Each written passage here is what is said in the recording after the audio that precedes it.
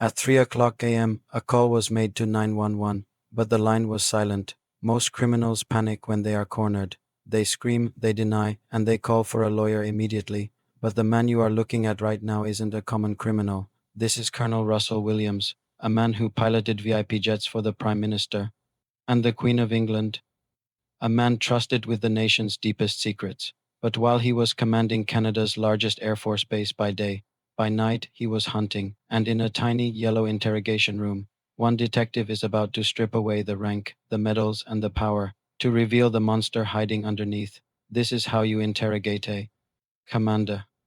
To understand why this interrogation is so unique, you have to understand the arrogance of the man sitting in the chair. Russell Williams wasn't just a predator. He was a perfectionist. He documented his crimes. He kept souvenirs. He believed he was smarter than the police because, on paper, he was their superior. Enter Detective Jim Smyth. Smyth isn't playing bad cop. He isn't slamming tables. He knows that if he challenges Williams' ego directly, the colonel will shut down. Instead, Smyth adopts a strategy known as minimization. Notice Williams' body language in the first hour. He is relaxed. He is helpful. He thinks he is just helping the local police eliminate a few leads so he can get back to the base. He even checks his watch, worried about being late for a meeting. But Smythe has a secret weapon. Earlier that week, police had set up a roadblock near the latest crime scene to check tire treads. Williams, confident as ever, had driven his Nissan Pathfinder right through that roadblock. The tires were a match, but that wasn't enough. To convict a military commander, Smythe needed the boots. Smythe has been chatting about the weather, the drive, and Williams' job for nearly 2 hours. He has lulled Williams into a false sense of security. Now watch the pivot. Smythe leans in and speaks calmly. Russ, those tire tracks in the snow, they match your vehicle, and the footprints, they match the boots you're wearing right now. This is the gotcha moment. Most suspects would explode here, but Williams does something strange. He freezes. Psychologists call this a cognitive overload. His brain is trying to reconcile two realities: the reality where he is a respected colonel, and the reality where he has been caught. He stops blinking. He stops breathing.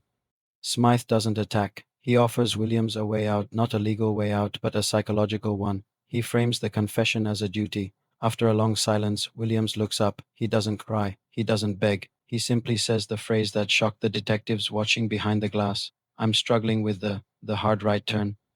The hard right turn. It's military slang. He isn't talking about guilt or morality. He is talking about a tactical change in direction. He is deciding to turn the plane. Smythe recognizes the jargon and knows he has won. He hands Williams a pen and paper. Williams writes for hours, but he doesn't write a frantic apology. He writes a list. He details the break-ins, the assaults, and the murders with the precision of a flight log. He refers to the victims as targets. He describes the crimes as missions. The mask of the colonel hasn't slipped, it has merged with the monster. He is debriefing his own crimes. Russell Williams was sentenced to 2 life terms with no chance of parole for 25 years. The military stripped him of his rank and burned his uniform, a symbolic destruction of the man he pretended to be. Detective Smythe didn't break Russell Williams with force. He broke him by holding up a mirror, and once Williams saw that his reflection could no longer be the commander, he had nothing left to defend.